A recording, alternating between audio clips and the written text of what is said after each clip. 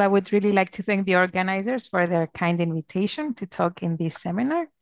In my talk, I will be concentrating on the spectrum of the Laplacian over differential forms, acting on non-compact and complete Riemannian manifolds. Let me remind everyone that the Laplacian, as Nadine said, is given in its usual form with the Hodge Laplacian, where d is the exterior derivative and delta is the formal adjoint. But we can also write it as, she said, as a covariant Laplacian plus a tensor acting on K-forms, which is referred to either as the curvature tensor on forms or as the Weisenbach tensor on forms. This tensor reduces to essentially Ricci curvature when acting on one forms, and it can be shown that it's bounded below whenever the curvature tensor on the tangent bundle is bounded below. So the Laplacian can be extended to a non-negative definite operator on L2 integrable K-forms, but it can also be extended to a closed operator on LP. And by definition, its spectrum consists of all points in the complex plane for which delta minus lambda fails to be invertible on its domain, or equivalently, as Nadine said, whenever the resolvent operator delta minus lambda inverse fails to be bounded on its respective domain. And this definition for the spectrum is the same for any type of self-adjoint operator on a Hilbert space, but also for closed operators over Banach spaces. To define the Laplacian on LP, we start by looking at the semigroup associated to the Laplacian operator. And this semigroup can be extended to a bounded operator on LP for any p from 1 to infinity. For p is equal to infinity, we have to be a little bit careful and take the dual of the operator when acting on L1. And we can always extend this to LP whenever the Weisenbach tensor on forms is bounded below. As a result, we can now define the Laplacian on LP integrable K-forms as the generator of this semigroup. And let me mention that for the Laplacian on LP integrable K-forms, we will denote its spectrum by sigma pk. And in general, observe that this spectrum can depend on both p as well as the order of the form. By duality, it's a classical result where we can show that at least for the Laplacian, the spectrum on LP and LP star for dual dimensions is exactly the same. And moreover, Poincaré duality gives us that the spectrum on forms of order k is the same as the spectrum for forms on order n of order n minus k. We will refer to the complement of the spectrum as the resolvent set, and we will denote it by rho of pk for the Laplacian on LP integrable K-forms. And like I said, now this is the complement of the spectrum, so it's the set of points where the resolvent operator is bounded. Note that for p not equal to 2, as Nadine said, since this operator is no longer an self-adjoint, the spectrum can in fact contain non-real eigenvalues. And it was proved by Davies, Simon, and Taylor that at least over the hyperbolic space, the symmetric space of constant negative curvature, the spectrum of the Laplacian on LP is a parabolic region of the complex plane. And I wrote this parabola for you. It is given by a constant. The constant is n minus 1 squared over 4. Observe that this is the bottom of the spectrum of the Laplacian when acting on L2 integrable functions, plus z squared. And we have a condition on the imaginary part of z in order to get this parabola. We assume that the imaginary part of z is bounded, and the bound depends on n and p. Okay. So when p is equal to 2, this parabolic region reduces to an interval, which is the L2 spectrum on functions. And when p is equal to 1, it's a parabola that shifts to the left and has as a vertex the origin, like 0.0. Moreover, the same author showed that if we have quotients of hyperbolic space where the quotient group is a geometrically finite group of isometries, such that the quotient manifold is either cusp-free or of finite volume, then the LP spectrum will consist of exactly the same parabolic region together with a set of with a finite set which are the isolated eigenvalues of in the spectrum of the Laplacian on L2. And all of these eigenvalues as a result are on the real line. Moreover, G and Weber showed that, again, we can have a spectrum that depends on P by studying locally symmetric spaces of rank 1 and higher rank, proving again that the LP spectrum of the Laplacian for the case of functions contains a parabolic region. So in this talk, I will mainly concentrate on cases where the LP spectrum does depend on P and what we can say about that.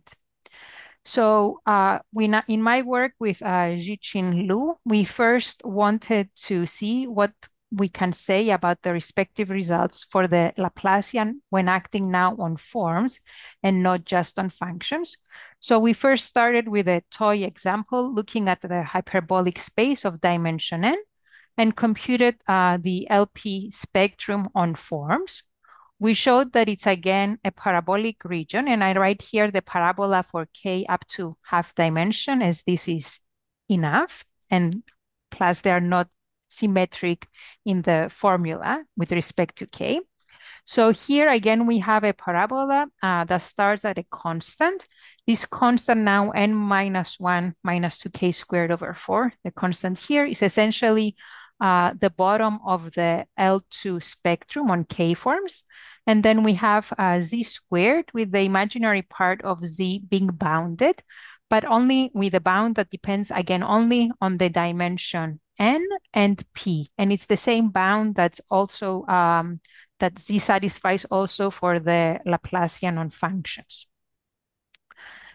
Here, in the case when n is even and k's have dimension, the LP spectrum on n over 2 forms is now a parabolic region, but we must also add the point 0, which is in fact isolated from the rest of the parabola when p nears 2, but is absorbed by the parabola as p nears the value 1. And like I said, the rest of the cases are given by Poincaré duality. Note that in the parabola that I wrote, as expected, the parabolas are the same for P and P star. And if we fix P, this parabolic region increases, in other words, shifts to the left as the order of the forms increases up to half dimension. And again, it reduces to an interval when P is equal to 2, recovering the L2 spectrum for the Laplacian on K forms, which was computed by Donnelly.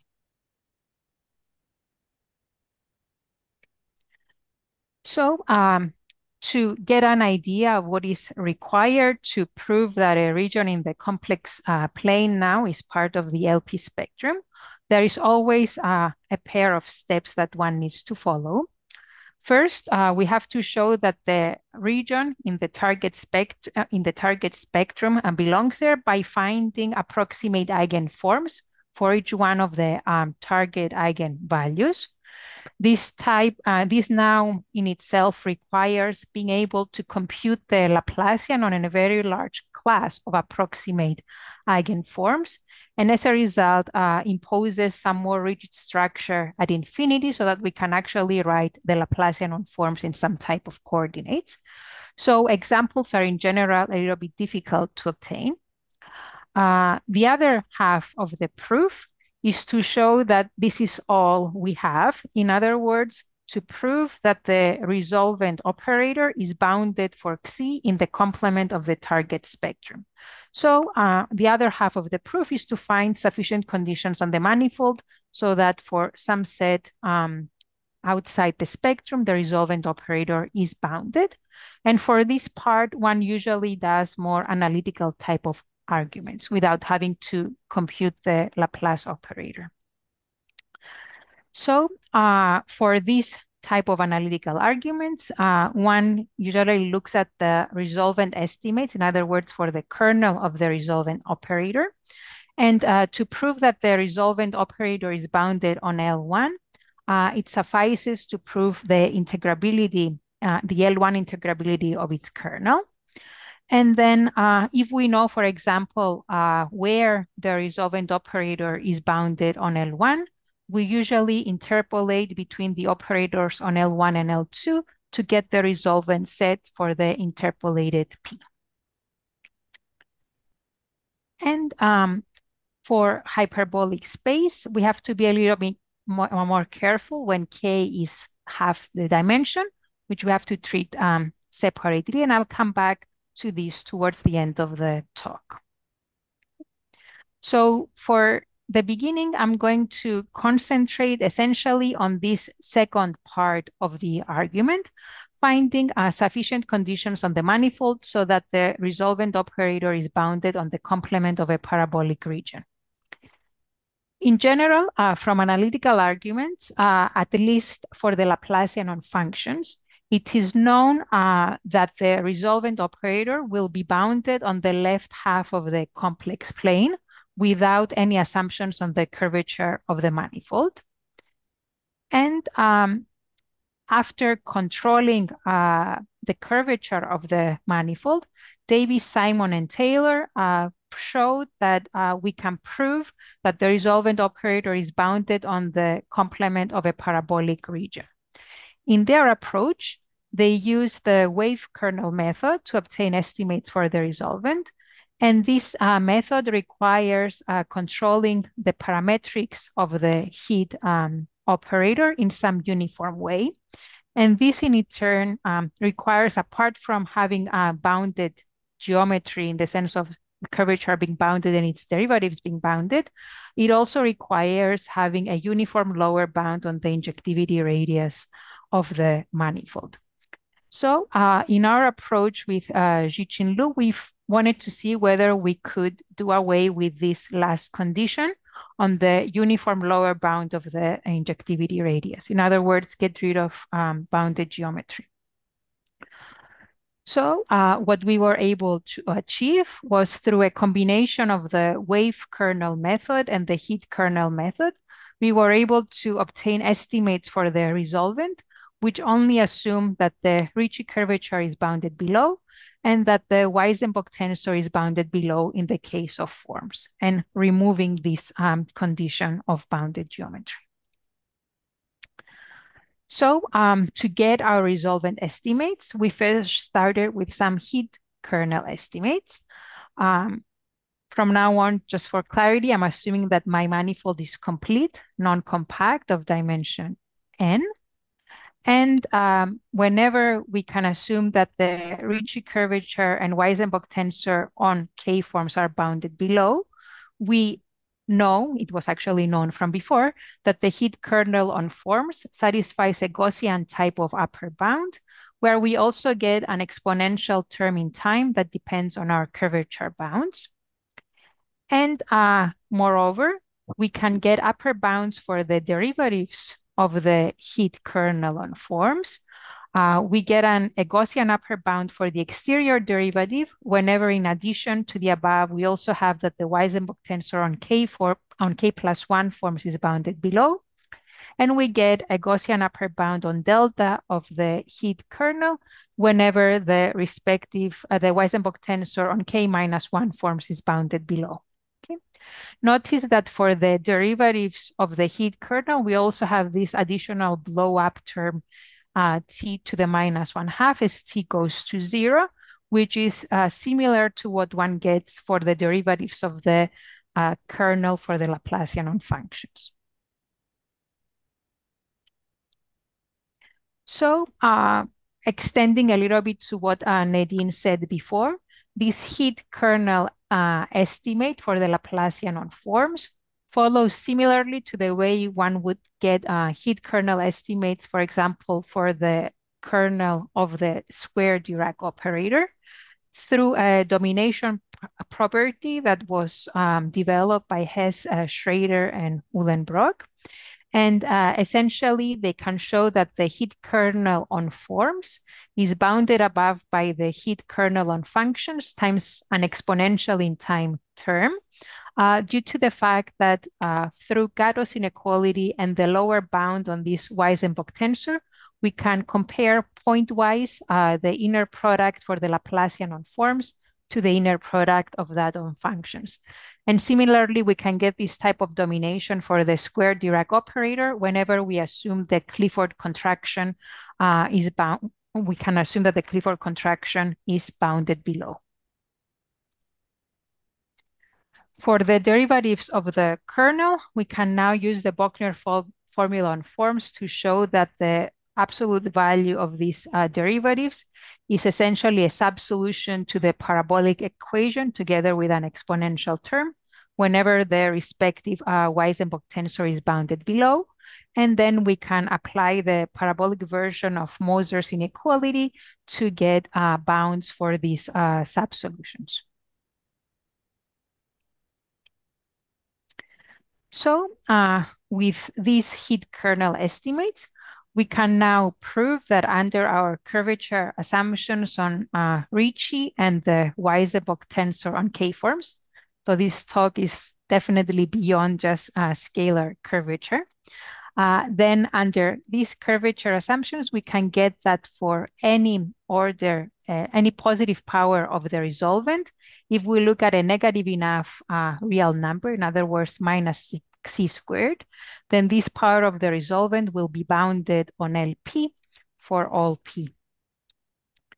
And if in addition we have the respective Weisenbach tensor lower bounds for K plus 1 and K minus 1 forms, we can get that the exterior derivative and delta of the resolvent operator is also bounded on LP, but for slightly higher order M, greater than 1/2. And that's because of the blow up near T equals to 0.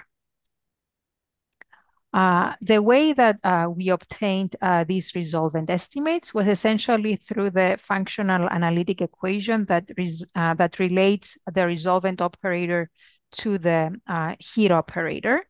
And this equation gives us now the resolvent kernel as a time integral of the heat kernel times a function. And the function that you have here is the inverse Laplace transform of the function of the Laplacian to which the resolvent operator corresponds. In other words, of x plus xc squared to the minus m. Okay, so that's the function that we have here.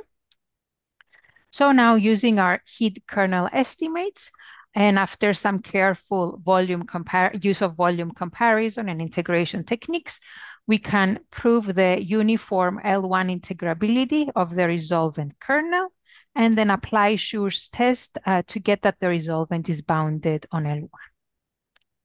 So we have the boundedness at least for all negative or large enough negative reals.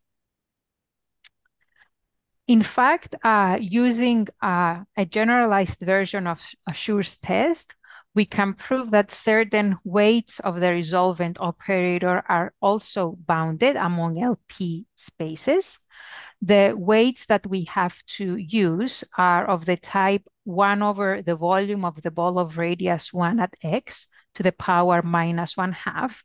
This weight that we introduce is essentially in order to control the collapse of the volume in case our manifold has cusps, say, at infinity.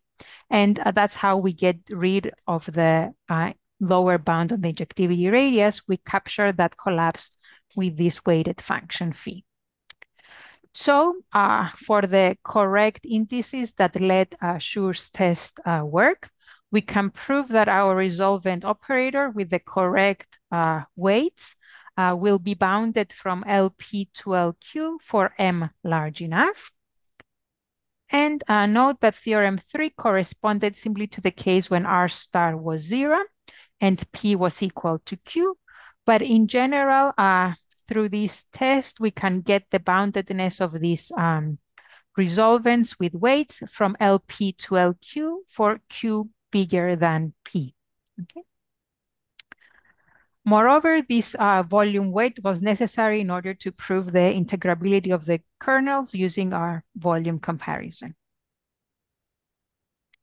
In particular, this type of weighted estimates also allow us to show that the resolvent kernel will decay exponentially with respect to the distance between the 2 points.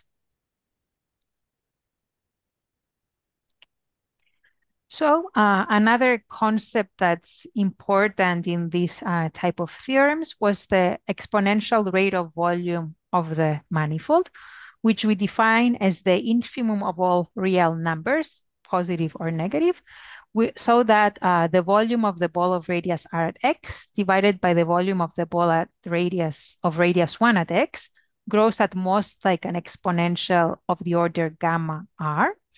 And then we add epsilon for any epsilon, and this constant here, C of epsilon, is independent of the point. That's why it's some type of uniformly exponential rate of volume growth. So if gamma is the exponential rate of volume growth of our manifold, and lambda 1 is the infimum of the L2 spectrum when acting on K-forms, we are able to show that the resolvent operator will be bounded on the complement of the parabolic region, which looks like lambda 1 plus z squared.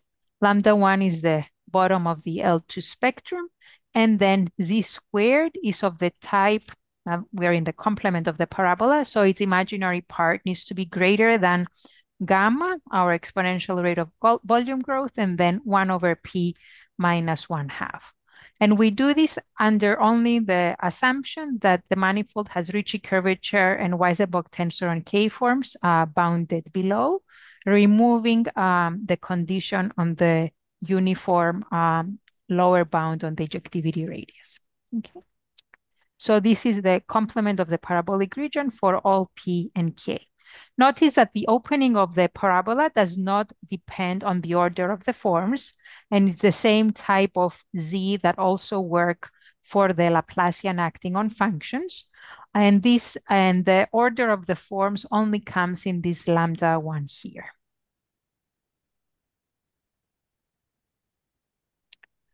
So our proof was actually a modification of the wave kernel technique of Taylor. Our idea was, instead of using the parametrics for the wave kernel, to use a power of the resolvent to replace these parametrics. And I will give you a brief idea of the proof. So here we shift the Laplacian so that it becomes non-negative on L2 and look at H. And then we write down the resolvent identity for this operator centered at z squared. We can rewrite the resolvent centered at z squared as a sum of powers of the resolvent centered at minus xi squared, with this xi real and large enough. In other words, that these negative real numbers. From what we saw before, all of these operators in K are bounded on L1, right, by our theorem 3. And then we have the second part of the operator from the resolvent equation, which is the resolvent, but now applied to this higher power of the resolvent operator, but centered at xi squared. So to prove that the resolvent at z squared is bounded on L1, it now therefore suffices to prove that the second part of the operator is bounded on L1.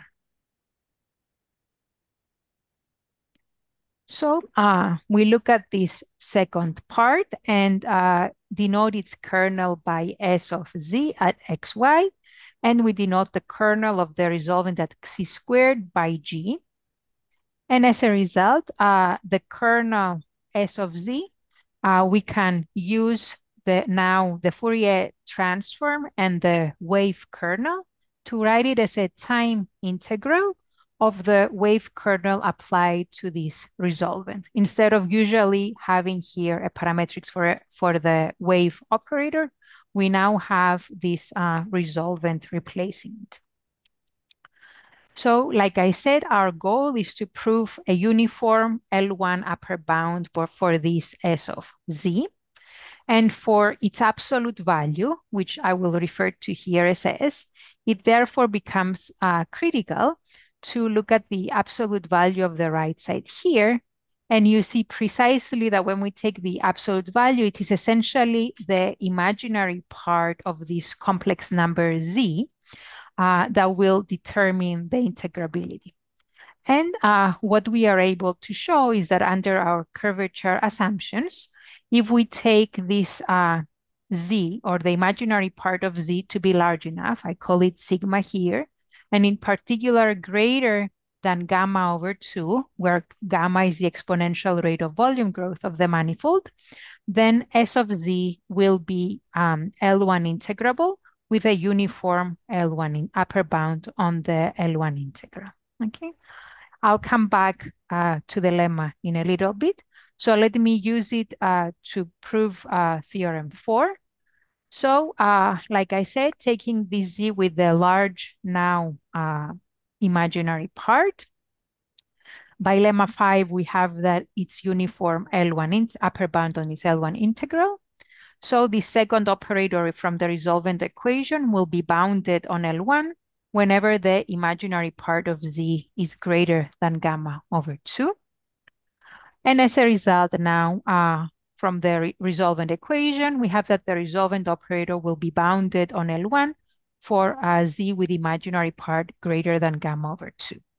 And due to symmetry in the resolvent operator, replacing Z by minus Z, we get the result of theorem 4 for the case P is equal to 1. For the other P, we look at the fact that the same resolvent operator now is bounded on L2, but for Z with imaginary part positive. In other words, outside the non-negative real line. And then we use a standard interpolation theorem, the Stein interpolation theorem, to prove that the interpolated operator on LP will be bounded on an interpolated parabolic region. And the one that comes out is precisely the one from theorem 4. Okay. And to also give you an idea for the proof of this key lemma, what we did here was essentially break our resolvent kernel into 2 parts. The first part, G1, it's the kernel on a ball of radius r prime at y, and then we have the kernel on its complement, G2. So it now suffices to prove the L1 integrability of these 2 parts of S separately. I'm going to call them S1 and S2.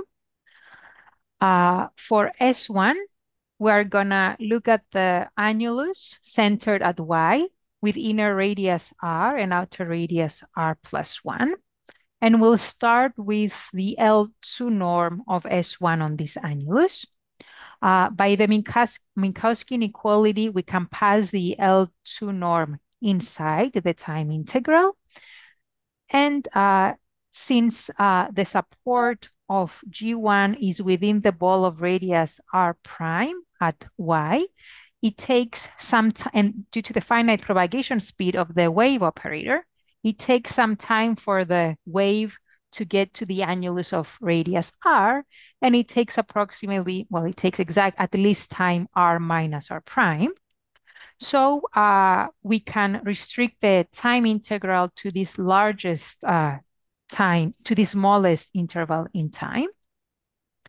And also due to the fact that the wave operator is bounded on L2 with uniform bound 1, we can reduce it to the L1 to the L2 norm of G1, okay? For which we have proved nice integral estimates that depend on this weight of phi. And adding everything together, we get an upper bound for the L2 norm on the annulus that decays exponentially in R, and which depends on this minus gamma over 2 here. Similarly, using the Minkowski inequality on the second half, and again, our resolvent estimates, since now x and y are at least r prime apart, then we also have an exponential decay in the L2 norm of S2. And by combining the two and choosing r and r prime appropriately, we also get now an exponential decay in the L2 norm of S over the annulus. So, but we are interested on the L1 norm. So we apply the Cauchy inequality. So we have to multiply this L2 norm by the volume of the ball of radius r, which now under our assumptions is at most exponential of order gamma over 2. So the gamma over 2 cancels, and we're left with a little bit of an exponential decay in the L1 norm over the annulus. We add up over all the annuli, and we get the uniform L1 integrability of S, just like the lemma claimed. And although it was probably known from before, we also simply confirmed that over complete Riemannian manifolds, we also have that the wave kernel corresponding to the Laplacian on forms has finite propagation speed. And in other words, if we start at a point, it takes at least time, the distance between the 2 points for the wave to propagate to the second one.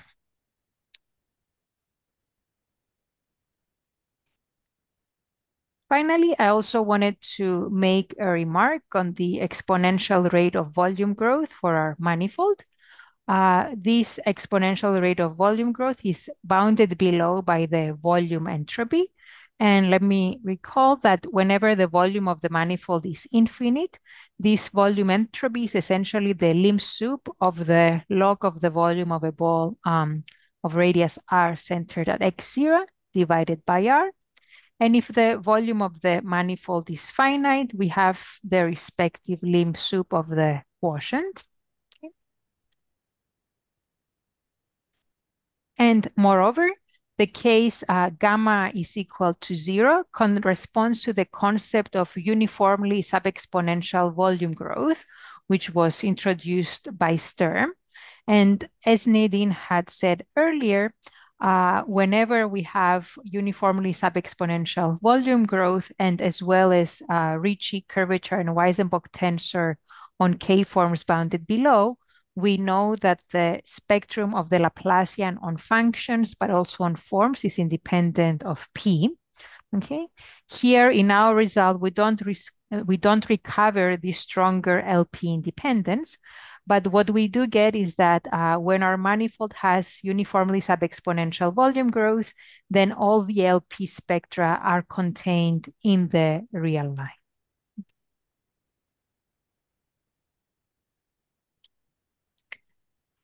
Moreover, following sort of like the idea of Taylor, who considered certain functions of the Laplacian, proving that their spectrum is also contained in a parabolic region, we looked at the generalization of his results for the case of functions and also removing this condition of bounded geometry. So the particular results of Taylor were ones where he considered functions of the Laplacian on functions, but we're talking now about functions of the Laplacian. These are functions of the Laplacian which have some type of polynomial decay for their derivatives at infinity. And he assumed that all of these functions are holomorphic on a strip in the complex plane. And then he showed that they will also be holomorphic on LP over the same strip. And for the proof, he considered the Fourier transform of these functions and obtained estimates through the wave kernel. And again, under the assumption, like I said, of bounded geometry. So what we sort of do was sort of extend this method that was given to us by the resolvent equation and we considered functions of the Laplacian for which we can define the Laplace transform. So we look at the function g of the Laplacian and let g tilde be the inverse Laplace transform of g. Then we know that the kernel of the function of the Laplacian g can be written as, similar to the kernel that we saw earlier of the resolvent operator, as a time integral of the heat kernel of the Laplacian on forms multiplied by the inverse Laplace transform of g. So for example, before, like I said, we look at functions f, which are holomorphic on certain horizontal strips of the plane. G here was the resolvent operator, in other words, 1 over w minus z squared. And for us, and also Taylor, f was essentially g at w squared. Okay. And we assume that f now and g satisfy the following properties.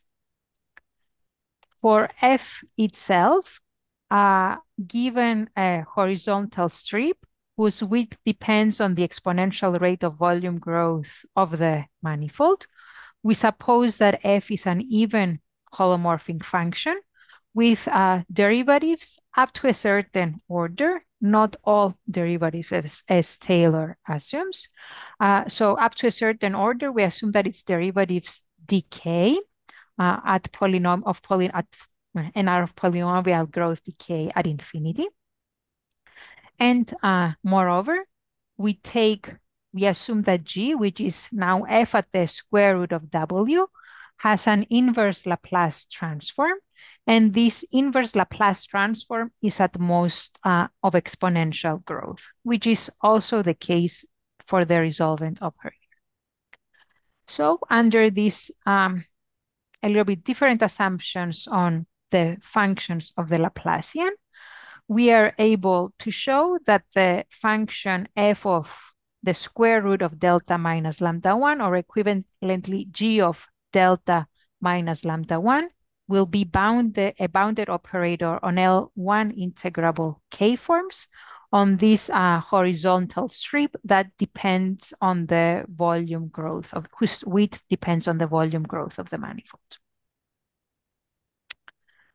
For our proof, essentially, we looked at the generalization of the resolvent formula, the one that comes from Taylor's approximation formula, and which allows us to write f as a sum of its derivatives at a center, right? Plus an integral of the nth derivative of g. And for the first half, or the first sum, we use the functional analytic properties of the Laplace transform and our heat kernel estimates to show that this operator is bounded on L1. And for the second operator, we use again the wave kernel method, with parametrics being a power of the resolvent, similarly to the proof of theorem 4.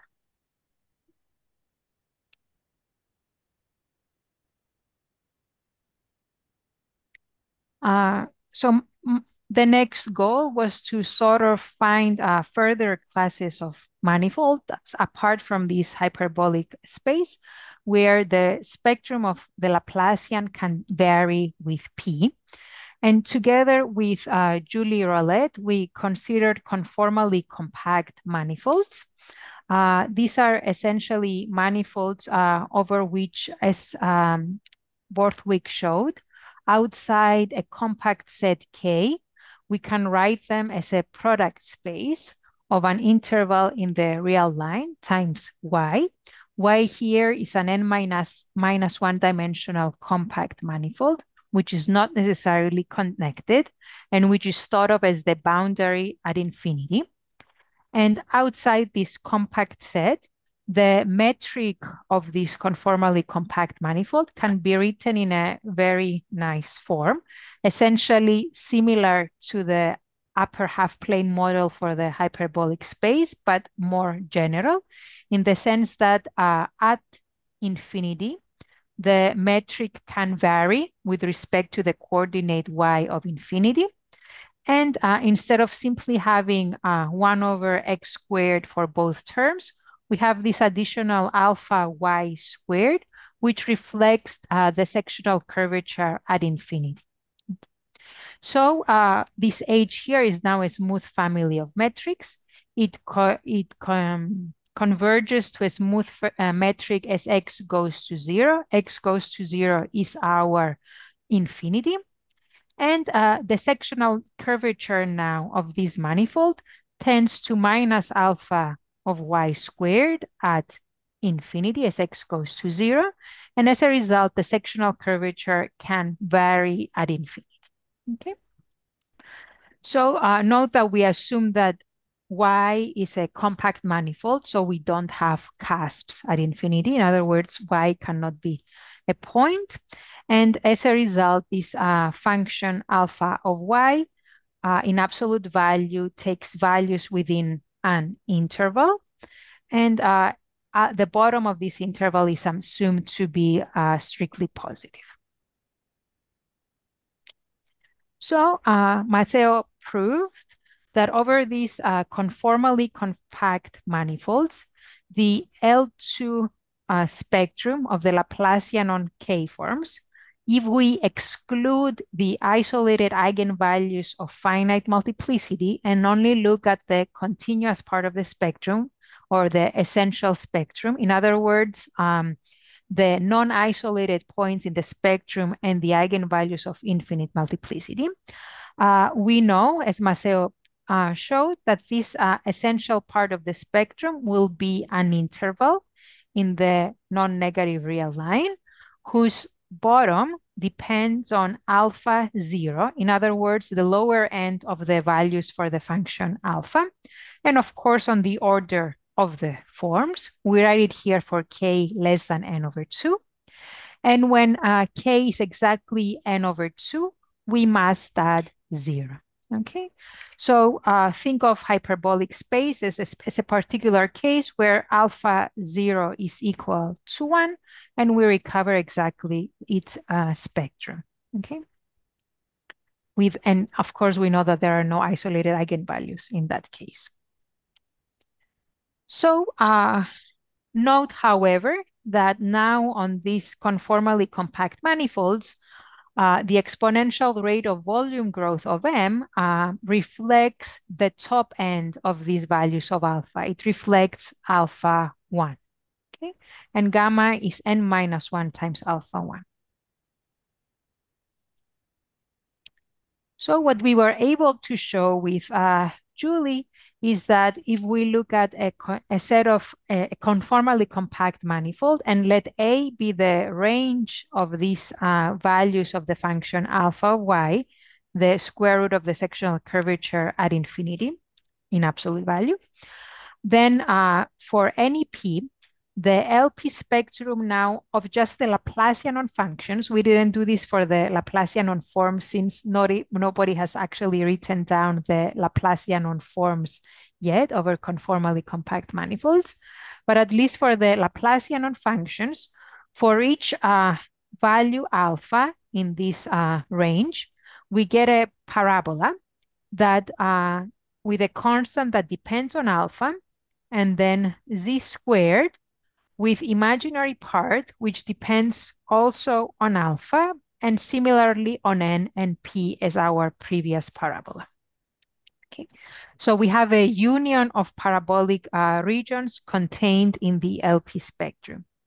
Moreover, from our result with Zhiqin Lu, the LP spectrum is contained in a parabolic region with constant given by lambda 1, the bottom of the L2 spectrum, and then z squared such that its imaginary part is smaller than the n minus 1. And then here we use alpha 1, the largest one of the values of the absolute value of alpha. Like I said, the case of hyperbolic space corresponds to the set alpha being the constant set of 1. And in general, if our manifold has sectional curvature minus alpha 0 squared at infinity, and its lambda 1 coincides with the bottom of the essential spectrum, then we know the spectrum exactly, and we know that it's precisely a parabolic region.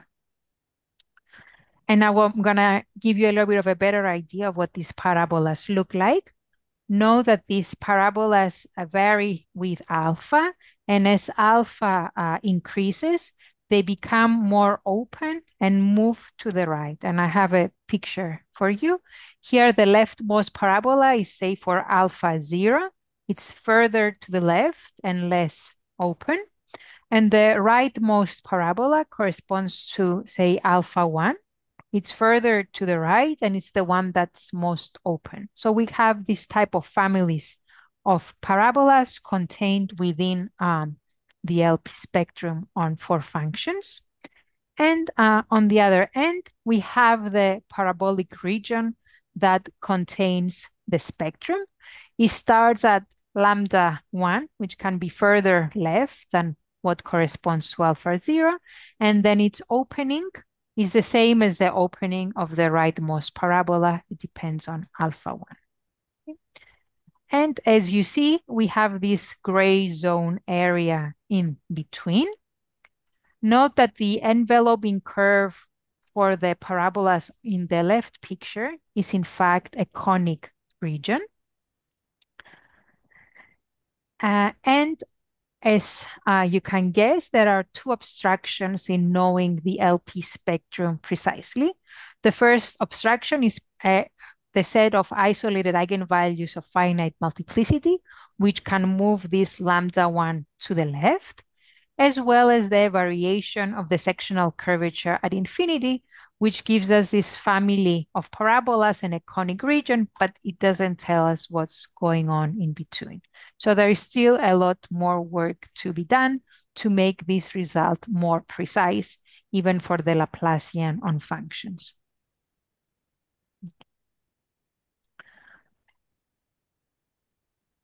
For the Laplacian on forms, Petrosiasos recently looked at manifolds, which are simply warp products at infinity, and with sectional curvature, which approaches a negative constant.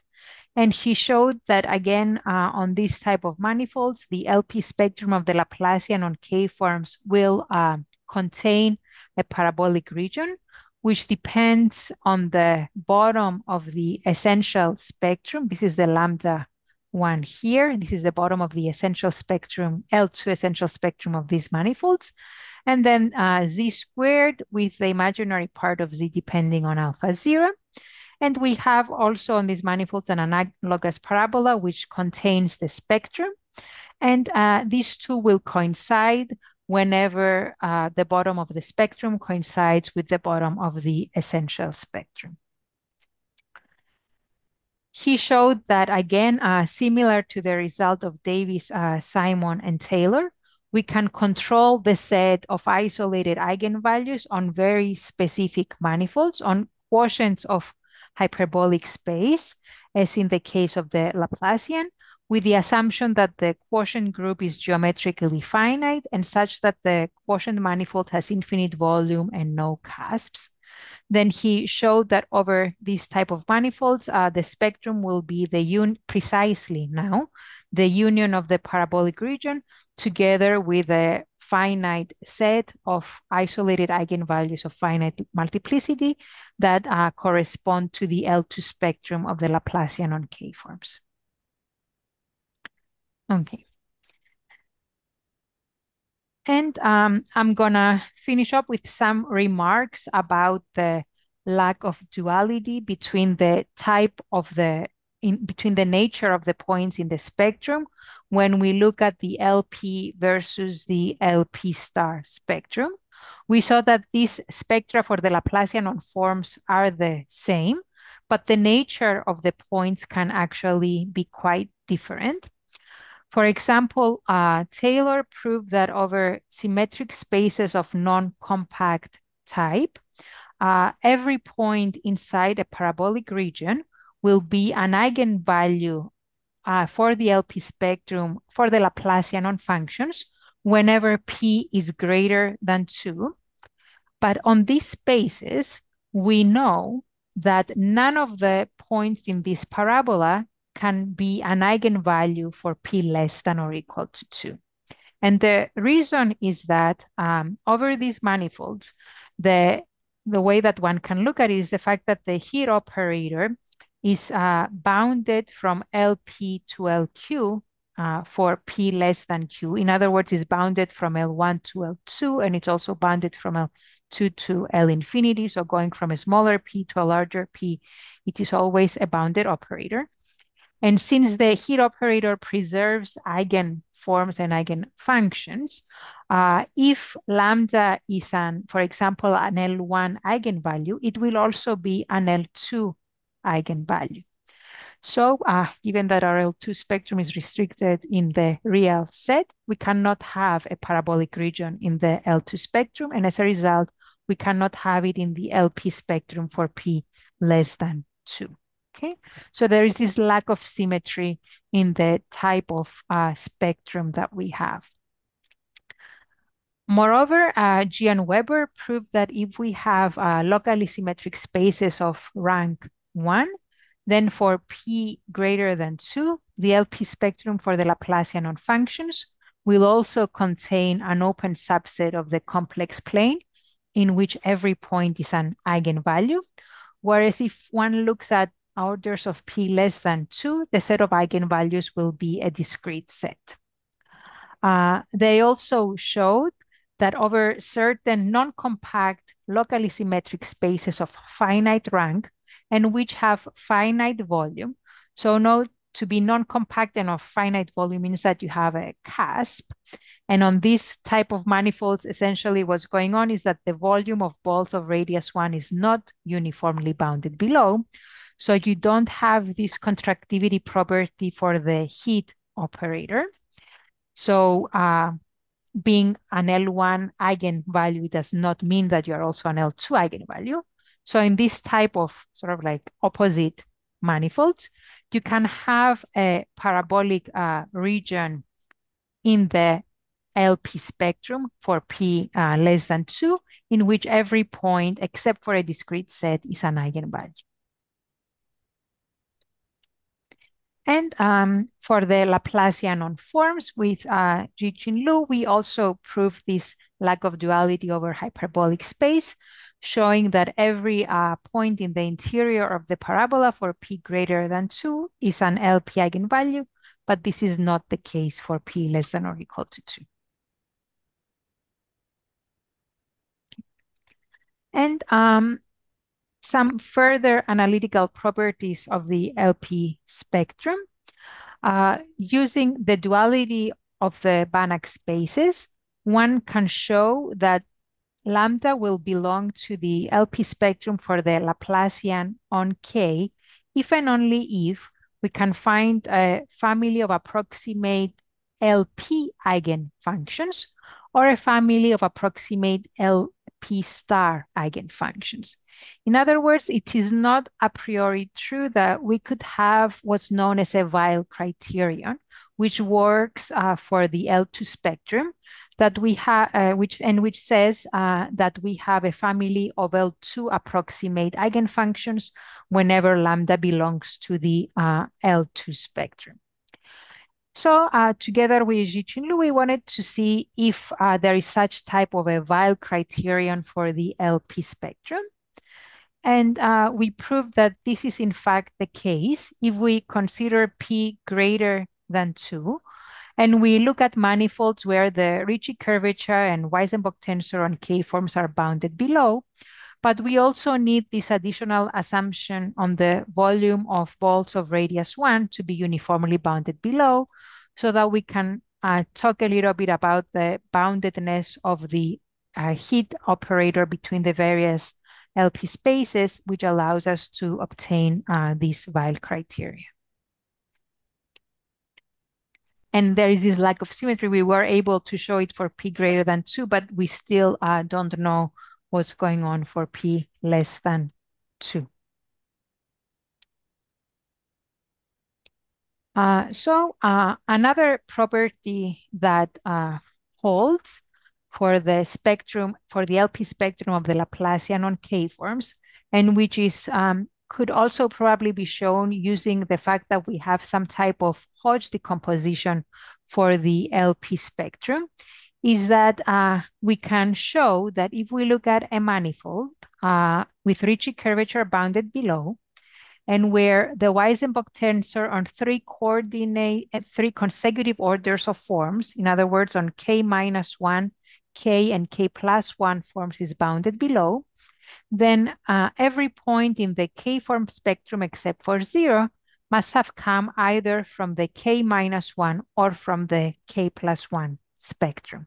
Okay, and I will show you where we needed this result. We needed this to compute the spectrum for the hyperbolic space in half dimension.